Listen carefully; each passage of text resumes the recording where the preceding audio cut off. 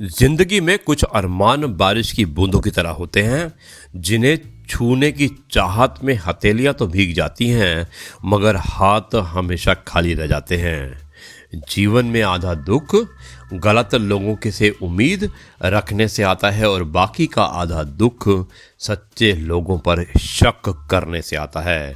दोस्तों, शीशा कमज़ोर बहुत होता है मगर सच दिखाने से नहीं घबराता।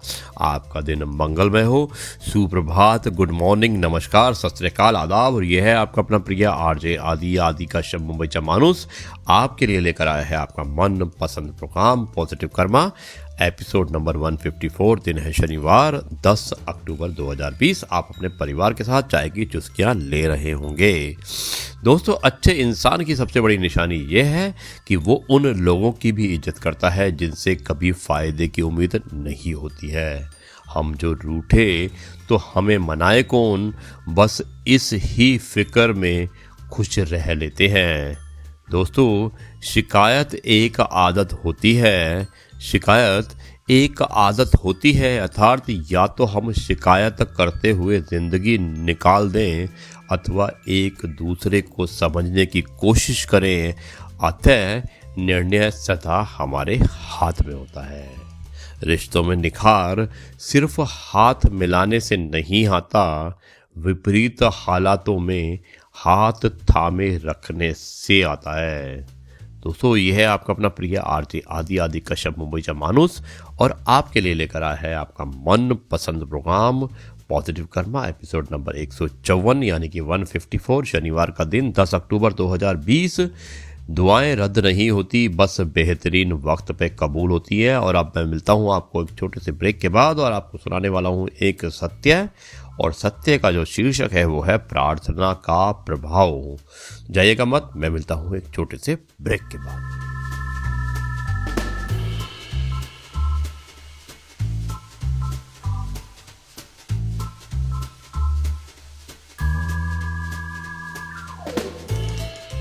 जी हाँ दोस्तों, एक बार फिर आपका अपना प्रिय आर्य आदि आदि कश्यप मुंबई चा मानुस और आपके लिए लेकर आया है आपका मन पसंद प्रोग्राम पॉजिटिव कर्मा।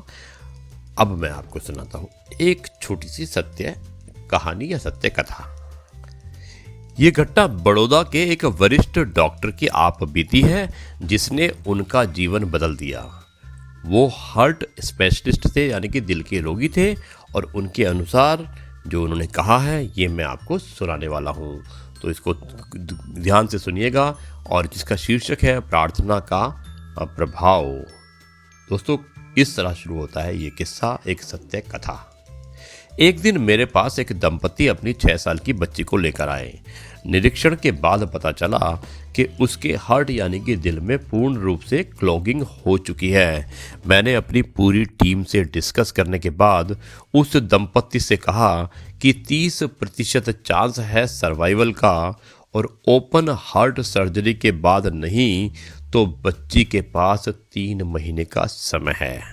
माता पिता भावुक होकर बोले कि वो सर्जरी का चांस लेने वाले हैं, यानी कि वो ले सकते हैं सर्जरी के चांस, आप सर्जरी कीजिएगा। सर्जरी के 5 दिन पहले बच्ची को एडमिट कर लिया गया। उसकी माँ को प्रार्थना में अटूट विश्वास था। वो सुबह शाम बच्ची को यही कहती कि God lives in your heart, यानी कि भगवान तुम्हारे दिल में रहते हैं, वह तुम्हें कुछ नहीं होने देंगे।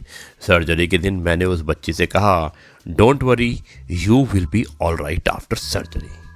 उसने कहा, doctor, I am not worried because God is in my heart, पर सर्जरी में आप जब मेरा हार्ट ओपन करोगे तो देखकर बताना भगवान कैसे दिखते हैं। ऑपरेशन के बाद पता चला कि कुछ नहीं हो सकता।